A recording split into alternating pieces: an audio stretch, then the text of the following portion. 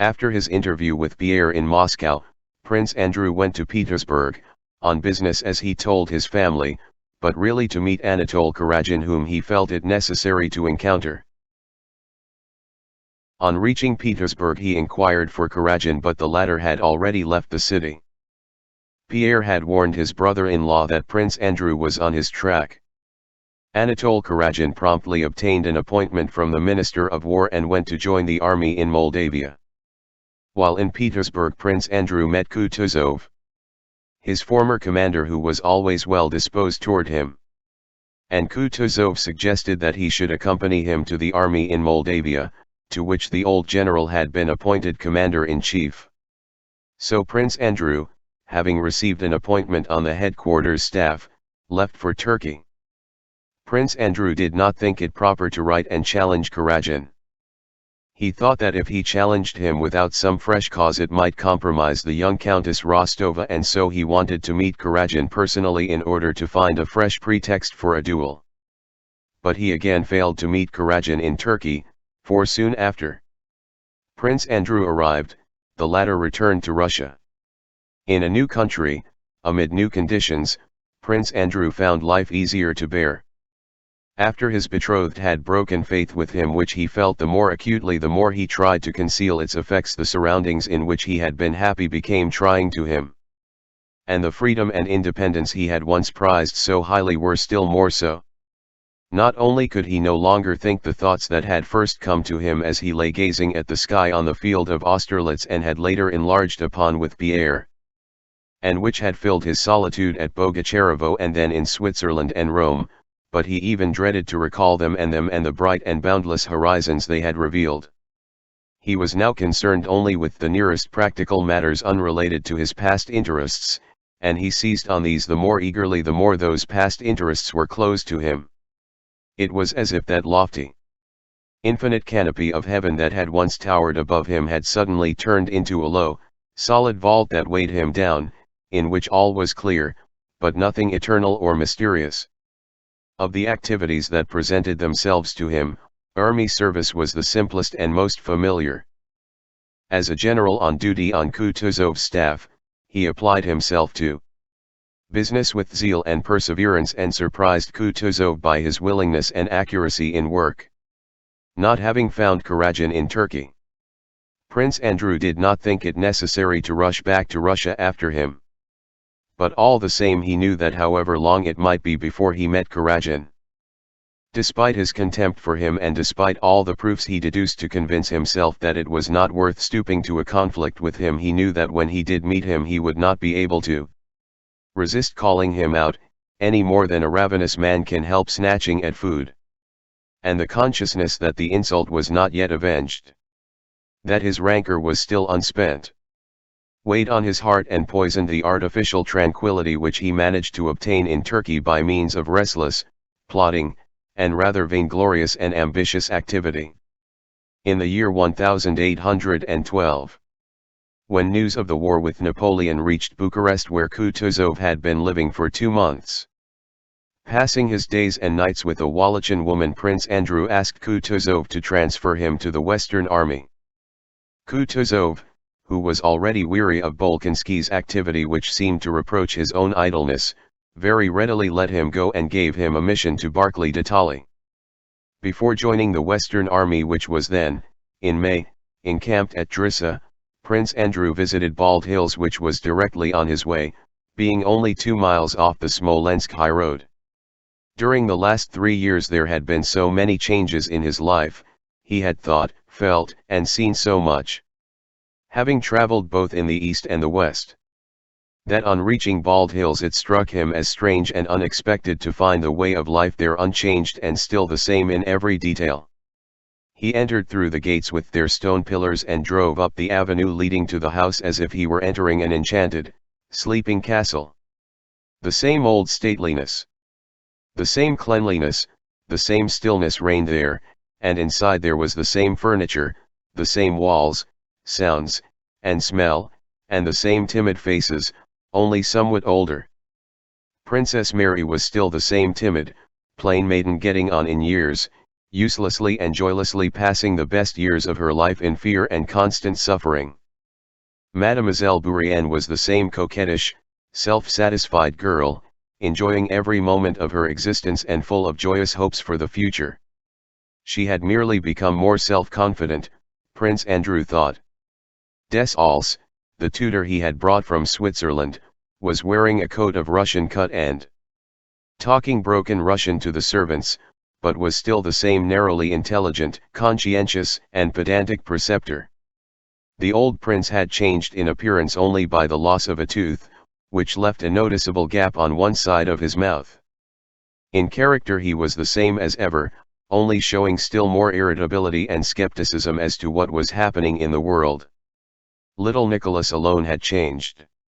He had grown, become rosier, had curly dark hair, and, when merry and laughing, quite unconsciously lifted the upper lip of his pretty little mouth just as the little princess used to do.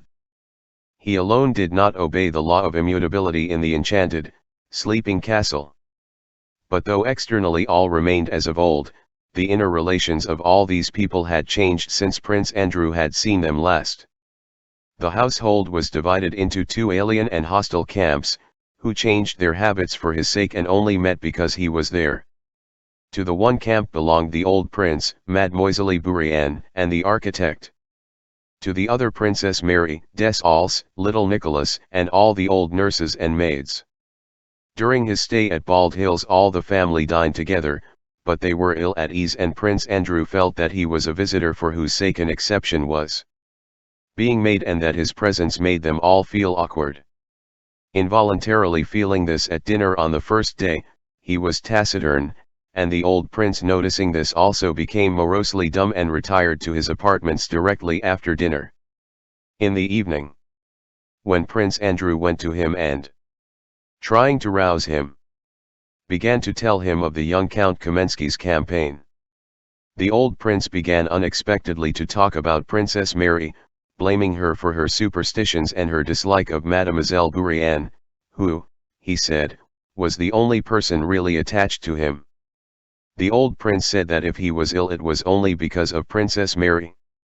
That she purposely worried and irritated him, and that by indulgence and silly talk she was spoiling little Prince Nicholas. The old prince knew very well that he tormented his daughter and that her life was very hard, but he also knew that he could not help tormenting her and that she deserved it. Why does Prince Andrew, who sees this, say nothing to me about his sister? Does he think me a scoundrel, or an old fool who, without any reason, keeps his own daughter at a distance and attaches this French woman to himself? He doesn't understand, so I must explain it, and he must hear me out, thought the old prince. And he began explaining why he could not put up with his daughter's unreasonable character. If you ask me, said Prince Andrew, without looking up. He was censuring his father for the first time in his life. I did not wish to speak about it, but as you ask me I will give you my frank opinion. If there is any misunderstanding and discord between you and Mary, I can't blame her for it at all. I know how she loves and respects you. Since you ask me, continued Prince Andrew, becoming irritable as he was always liable to do of late, I can only say that if there are any misunderstandings they are caused by that worthless woman, who is not fit to be my sister's companion. The old man at first stared fixedly at his son, and an unnatural smile disclosed the fresh gap between his teeth to which Prince Andrew could not get accustomed. What companion, my dear boy? You've already been talking it over. Father. I did not want to judge, said Prince Andrew, in a hard and bitter tone, but you challenged me, and I have said, and always shall say, that Mary is not to blame, but those to blame. The one to blame is that French woman. Ah, he has passed judgment. Passed judgment, said the old man in a low voice and, as it seemed to Prince Andrew, with some embarrassment, but then he suddenly jumped up and cried, Be off, be off. Let not a trace of you remain here. Prince Andrew wished to leave at once, but Princess Mary persuaded him to stay another day. That day he did not see his father, who did not leave his room and admitted no one but Mademoiselle Bourienne and Tikhon, but asked several times whether his son had gone. Next day, before leaving, Prince Andrew went to his son's rooms. The boy, curly-headed like his mother and glowing with health, sat on his knee, and Prince Andrew began telling him the story of Bluebeard, but fell into a reverie without finishing the story. He thought not of this pretty child, his son whom he held on his knee, but of himself. He sought in himself either remorse for having angered his father or regret at leaving home for the first time in his life on bad terms with him, and was horrified to find neither. What meant still more to him was that he sought and did not find in himself the former tenderness for his son which he had hoped to reawaken by caressing the boy and taking him on his knee. "Well, go on," said his son.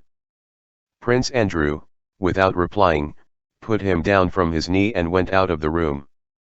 As soon as Prince Andrew had given up his daily occupations, and especially on returning to the old conditions of life amid which he had been happy, weariness of life overcame him with its former intensity, and he hastened to escape from these memories and to find some work as soon as possible.